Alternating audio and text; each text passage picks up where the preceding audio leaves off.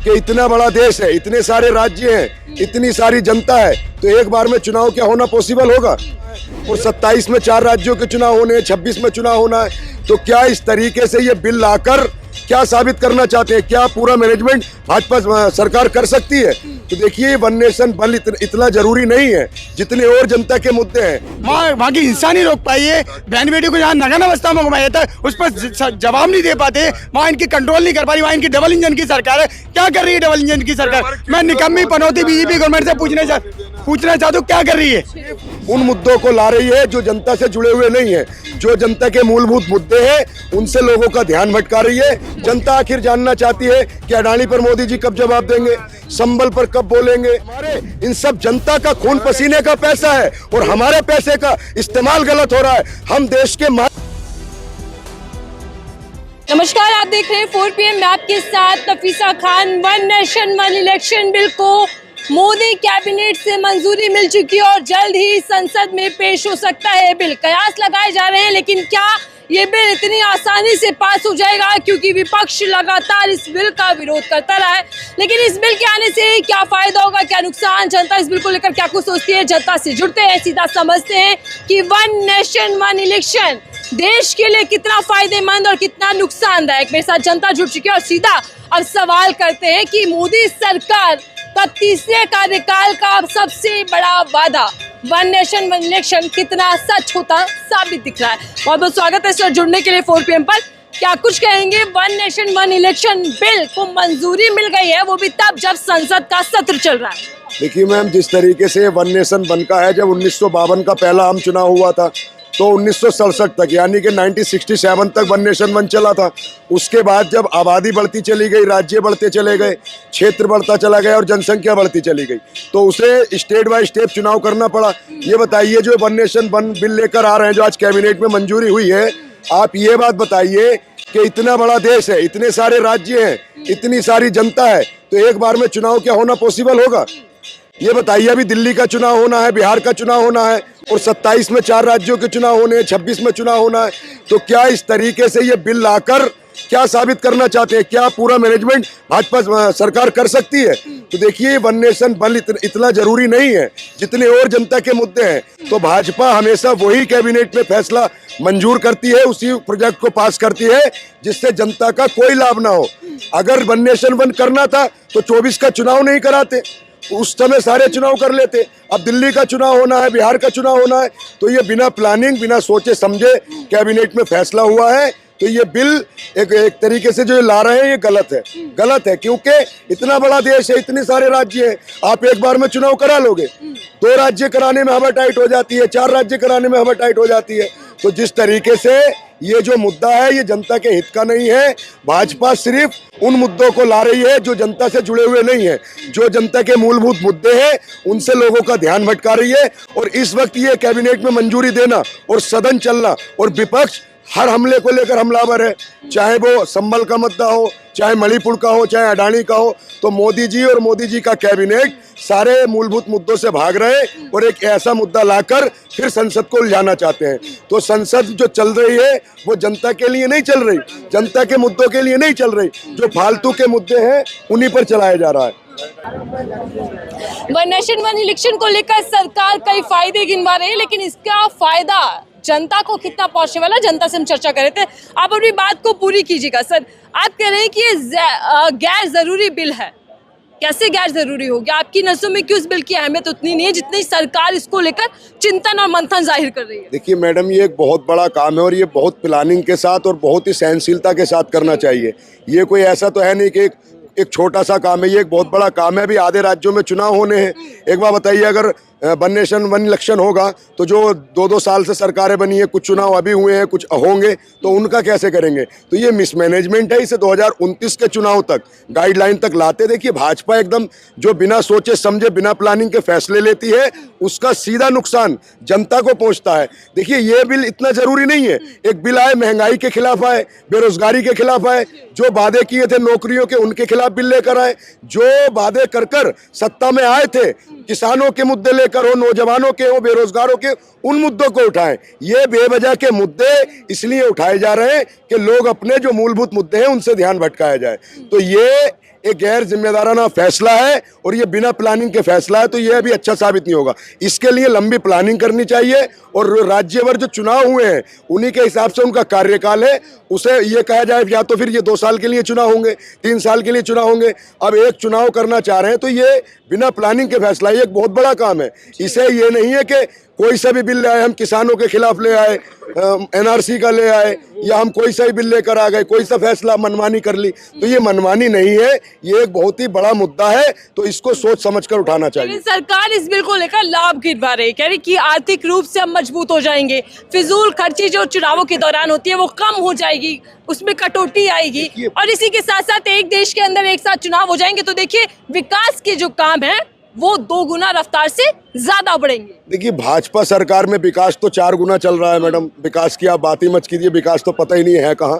तो देखिए जिस तरीके से आप जो कह पैसा बचेगा, सब कुछ बचेगा। एक बात बताइए, जब पूरे देश में राज्यसभा, वो लोकसभा और विधानसभा और तमाम चुनाव एक साथ होंगे तो इतनी जो मिलिट्री होती है, जो एक्स्ट्रा फोर्स होती है, पुलिस होती है, जो वोटरों को सुरक्षा होगी, सारी सुरक्षा होगी, वो कौन देगा?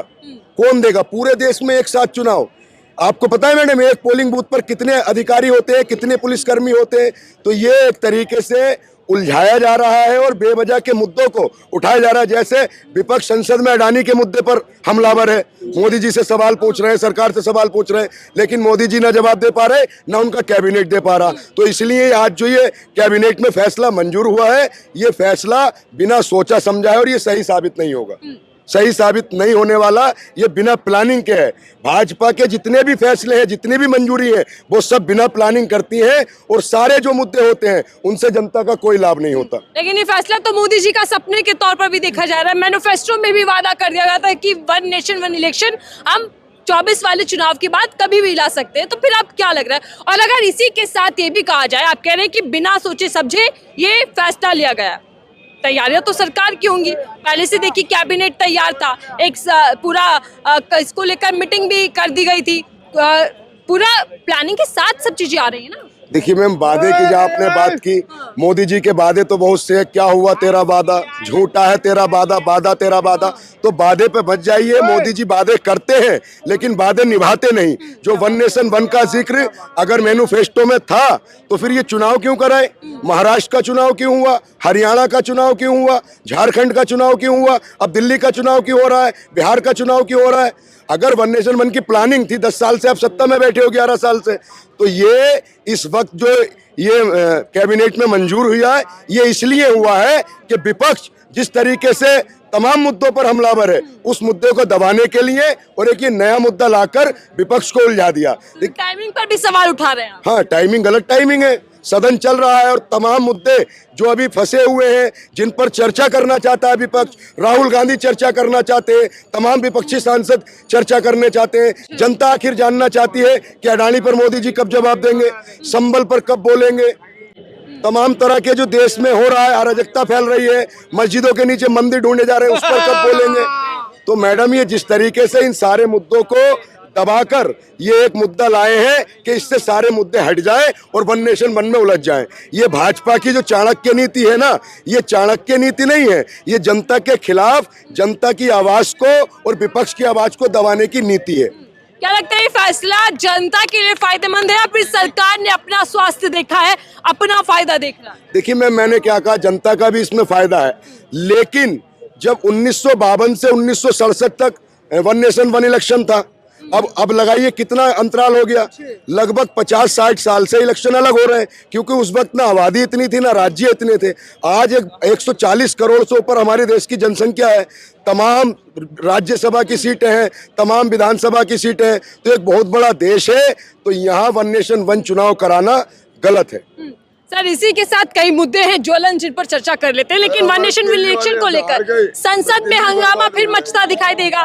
12 से 13 दिन संसद चलते हुए हो गए, लेकिन एक भी दिन कार्यवाही पूरी नहीं चली, सिर्फ हंगामा होगा या कुछ काम भी होगा? देखिए मैम, एक दिन का सदन का खर्चा लाखों करोड़ों रुपए में जाता है, और जितने दिन से सदन चल रहा है, ये जो MP जो मंत्री जितने भी लोग सदन में बैठे हैं, ये जो सदन है इनके घर का नहीं है, ये दहेज में लेकर नहीं आए, ये हमारे इन सब जनता का खून पसीने का पैसा है और हमारे पैसे का इस्तेमाल गलत हो रहा है। हम देश के मालिक हैं और जनता इस देश की मालिक है। ये सांसद और प्रशासनिक अधिकारी हमारे नौकर हैं। जिस तरीके से हमारे मुद्दों को सदन में उठाने नहीं दिया जा रहा और सरकार हमारे मुद्दों पर मूंद बैठी है और विपक्ष अगर सवाल पूछता है तो विपक्ष की आवाज को दबाया जा रहा है, संसद की कार्यवाही स्थगित कर दी जाती है। तो ये इतिहास में काले दिन लिखे जाएंगे कि देश के अंदर राजनीति होती थी, रोटी कपड़ा मकान शिक्षा स्वास्थ्य बिजली पानी किसान नौजवान, लेकिन आज न किसान का जिक्र होगा, न नौजवान का जिक्र होगा, न बेरोजगारी का जिक्र होगा, किसी का जिक्र नहीं होगा। जब भी जनता के मुद्दों की बात होगी संसद को स्थगित कर दिया जाएगा और हमारा जो पैसा है, जो हमारी जनता का पैसा है, किसानों का पैसा है, खून पसीने का पैसा, उस पैसे को ये नेता सारे मौज मस्ती में उड़ा रहे हैं और जनता चाहे भाड़ में जाए, जनता के हित का कोई फायदा नहीं है। जनता के लिए क्या काम चल रहा है, इसी को लेकर हम जनता के बीच है। आप क्या कुछ कहेंगे वन नेशन वन इलेक्शन को लेकर? मंजूरी मिल गई है मोदी कैबिनेट की ओर से? नहीं, वन नेशन वन इलेक्शन नहीं होनी चाहिए, क्योंकि लोकतंत्र के जो जनता मालिक है और लोकतंत्र का जो संविधान है, संविधान का हनन होगी इससे संविधान का हनन होगा। क्यों, ऐसा क्यों लगता है आपको? एक साथ चुनाव हो जाएंगे तो क्या दिक्कत है? एक साथ आप देख रहे हैं कि देश में त्राहिमाम कर रहे हैं बीजेपी की सरकार से, वो कुछ भी कर सकते हैं। क्या कुछ कहेंगे वन नेशन वन इलेक्शन अगर एक साथ चुनाव हुए तो दिक्कत क्या है?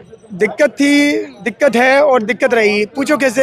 अगर इनको वन नेशन वन इलेक्शन लाना ही था तो आप लोकसभा के इलेक्शन हुए थे पीछे, उस टाइम ही ले आते। अभी पीछे भाई ने बोला 10 साल से आप कार्यकाल में, आपकी सत्ता में बैठे हो, आप पहले ही ले आते। आपको अभी लाने का क्यों सूझ रहा है? तो मैं इनकी रणनीति जो चल रही है ना, मंशा पर सवाल उठा रहे हैं। क्या मंशा लगती है सरकार? इनकी मंशा बता दूं, इनकी मंशा क्या है? मैं इनकी क्लियरली, हम अम्बेडकर बात होगी, सच्चाई है जो संविधान के हिसाब से हुई, संविधान के अकॉर्डिंग देश चलेगा संविधान से, ना कि बीजेपी की निकम्मी सरकार की मनमर्जी से। देश चलेगा तो सिर्फ कॉन्स्टिट्यूशन से, संविधान से। तो ये क्या कर रही है? ये चाहती है कि एक बार वन नेशन वन इलेक्शन लाके एक बार पूरे राज्यों की सरकार हम सत्ता में आके उसके बाद खत्म ही कर दें। ये विपक्ष को खत्म करने की रणनीति चल रही है।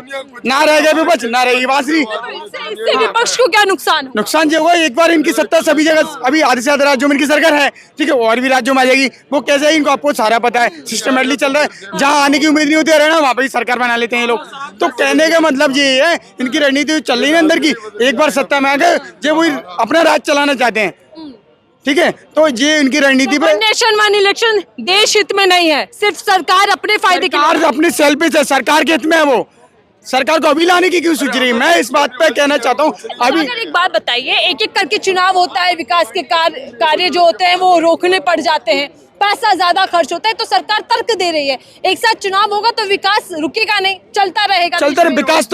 विकास तो वो मणिपुर में भी अभी तक वहाँ की हिंसा नहीं रोक पाई है। बहन बेटी को जहाँ नगन अवस्था में घुमाया जाता है उस पर जवाब नहीं दे पाते, वहाँ इनकी कंट्रोल नहीं कर पा रही। वहाँ इनकी डबल इंजन की सरकार है। क्या कर रही है डबल इंजन की सरकार? मैं निकम्मी पनौती बीजेपी गवर्नमेंट से पूछना चाहता हूँ, क्या कर रही है? शर्म नहीं आती इनको? आप ये मंदिर के नीचे मस्जिद के नीचे मंदिर ढूंढ रहे हैं जो 500 साल पुराना। आप जो 300 किलो आईडीएस का कहाँ से आया पुलवामा अटैक में, वो अभी तक क्यों नहीं खोज पाए? क्यों नहीं आए? कौन था दुश्मन लाने वाला? मैं निकम्मी सरकार से सवाल पूछ रहा हूँ, कौन था? 300 सरकार की बड़ी योजना, बड़ा, एक मिनट चला रही हूँ मैं आप ही के पास, सरकार का बड़ा ऐलान वन नेशन वन इलेक्शन को लेकर, तो दूसरी तरफ सुप्रीम कोर्ट ने भी बड़ा फैसला दिया है। ये कह लीजिए का निर्देश दिया है कि अब रोक लगा दी गई है कुछ वक्त के लिए। मंदिर मस्जिद की जो सियासत चल रही है इसको लेकर क्या कुछ कहेंगे? देखिए मैडम, जो 1991 का जो वर्शिप एक्ट था उसमें साफ था कि 1947 15 अगस्त 1947 के बाद जो भी धार्मिक स्थल है, चाहे वो मंदिर हो, मस्जिद हो, गुरुद्वारा हो, चर्च हो, एक्सवाइजेड जो भी हो, उसका जो स्थिति में है और जिसके नियंत्रण में है वो उसी का रहेगा। उसके खिलाफ कोई याचिका डालना या उसके साथ कोई छेड़खानी करना संविधान के खिलाफ है और जो भी इस पे याचिका देगा वो भी संविधान के खिलाफ है। तो जिस तरीके से धर्म के नाम पर अराजकता फैलाई जा रही थी और जो कुछ लोग याचिका डालकर वो देश के कानून को, देश के संविधान को और देश के न्यायालय को चैलेंज कर रहे थे, ये बहुत ही, आज जो न्यायालय का फैसला आया है हम उस फैसले का स्वागत करते हैं। देखिए, हर व्यक्ति को न्यायालय से उम्मीद होती है, गरीब से गरीब व्यक्ति ये कहता है, देखिए जब पुलिस नहीं सुनती, प्रशासन नहीं सुनता, समाज नहीं सुनता। जो व्यक्ति जब देश से लोगों से परेशान हो जाता है तो वह आखिर में न्यायालय का सहारा लेता है। एक गरीब से गरीब व्यक्ति कहता है कि ठीक है मैं तुझे कोर्ट में देख लूंगा। तो कोर्ट में हम सब लोगों का विश्वास है और हम संविधान और कानून को मानने वाले लोग हैं। जो सुप्रीम कोर्ट का आज जो फैसला आया है, हम उस फैसले का तहे दिल से स्वागत करते हैं। जिस तरीके से देश में जो नफरत और अराजकता फैलाई जा रही थी, दूसरे धार्मिक स्थलों के नीचे दूसरे धर्म का स्थल देखा जा रहा था, ये बहुत ही गलत था, जिससे समाज में दूरियां पैदा हो रही थी। तो क्या सुप्रीम कोर्ट के इस फैसले के बाद जो धार्मिक राजनीति की जा रही है धर्म को लेकर, क्या इस पर कुछ हद तक लगाम लग पाएगी? देखिए मैम, लगाम लगनी चाहिए, क्योंकि ये देश गंगा जमनी तहजीब का देश है और यहाँ हर धर्म के, हर जाति के, हर मजहब के लोग बड़े प्यार से रहते हैं। यहाँ मंदिर भी है, मस्जिद भी है, गुरुद्वारे भी है, चर्च भी है। और यहाँ वो कहते हैं कि ना हिंदुओं से है ना मुसलमानों से है, ये देश सबका है, ये देश सबका है। और इस देश में हर व्यक्ति को बराबरी का अधिकार है। जिस तरीके से ये धर्म की राजनीति हो रही थी, सुप्रीम कोर्ट के आज फैसले से, जो आज सुप्रीम कोर्ट का फैसला है, आज उन नफरती चिंटुओं के मुंह पे तमाचा है जो देश के माहौल को खराब कर रहे थे और जो देश में दंगे कराने की साजिश कर रहे थे।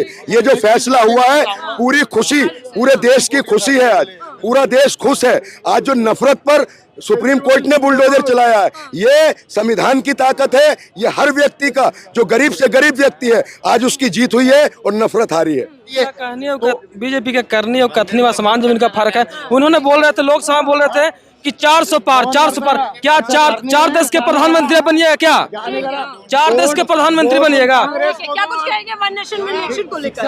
वन नेशन वन इलेक्शन जब देश शुरू हुआ था तब यही हुआ था कि वन नेशन वन इलेक्शन था, लेकिन कंडीशन ऐसी आती गई कि लोग मरते गए, कुछ होता गया, कई सरकारें बदलती गई, तो ये बदलता गया, फिगर जाके यहाँ पे खड़ा हुआ। अब क्या गारंटी है? आप वन नेशन वन इलेक्शन एक बार पागलपन करके कराना हरकत है, ऐसे नहीं करना चाहिए। संविधान का कत्ल कर रहे हैं। कह रहे हैं कि फैसला जो है गलत होगा। सरासर गलत है ना। आप समझो ना, देश का पहला चुनाव एक साथ हुआ था, आज हम कहाँ पे खड़े हैं? अब कल के मान लो कोई दिल्ली में आम आदमी पार्टी का, एक मिनट सुनो पहले है भाई, परिणाम से क्या मतलब है? वन नेशन वन इलेक्शन पे आओ ना, पहले परिणाम क्या हुआ है अलग बात है। देश के लिए और जनता के लिए कितना फायदेमंद रहने वाला है? समझ नहीं रहे इस समय 20 अब मान लो दिल्ली की सरकार है, भी बन रही है, इसके बाद बिहार बनेगा और पंजाब बनेगा 27 में, 29 में आके आप पागलपन की एक हरकत करेंगे, वन नेशन वन इलेक्शन करेंगे, 2 साल में वहाँ की सरकार गिर जाएगी। फिर क्या गारंटी है कि जो सरकार अगली बनेगी, एक साथ बनेगी, वो अगले 5 साल तक बनेगी? क्या गारंटी है इस बात की? भाई ये तो पहले ही हुआ ना, देश का पहला इलेक्शन एक साथ हुए हैं। आज हम कहाँ खड़े हैं? बिहार का कभी होता है, बंगाल कभी होता है, दिल्ली कभी होता है, कभी 6 महीने में इलेक्शन होता है। क्या टाइमिंग गलत है? नहीं, टाइमिंग नहीं, ये हो ही नहीं सकता ना। बाद में फिर वही होगा जो आज खड़े हैं हम। आखिरी सवाल आपसे ले रही हूँ, चुनावी प्रक्रिया को लेकर भी क्या कोई बदलाव आएगा? क्योंकि ईवीएम को लेकर भी आप सवाल खड़े कर देते हैं विपक्षी दल के लोग, और इसी के साथ ये कह देते हैं कि जब चुनाव होते हैं तो कई तरीके की चीजें सामने निकल कर आती है। अगर वन इलेक्शन वन नेशन एक साथ होता है, वन नेशन वन इलेक्शन, तो क्या चुनावी प्रक्रिया में भी कुछ बदलाव देखने को मिलेगा? देखिए मैडम, अगर अच्छी प्लानिंग है तो उसे किसी हद तक ठीक हो सकता है, लेकिन भाजपा की बातें और वादे, अभी तक कोई वादा पूरा नहीं हुआ।